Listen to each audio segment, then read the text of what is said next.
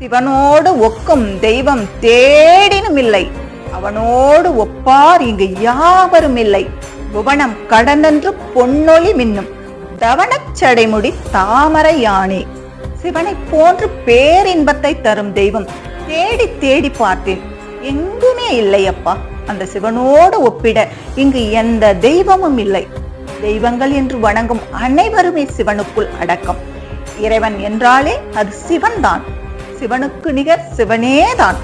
புவனம் என்ற வான் உலகையும் கடந்து நின்று உணர்வு கதிரவனாய் அறிவு சுடராய் விளங்குகின்ற முழு முதற் கடவுள். பொன்போல் ஒளிர்கின்ற செந்நிற சடைமுடியே உடையவன் என்று திருமூலர் சித்தர் பாடியுள்ளார்.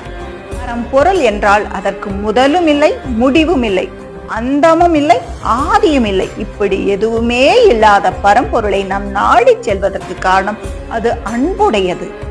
அன்பின் தத்துவத்தில் விளங்கக்கூடியது சிவம்.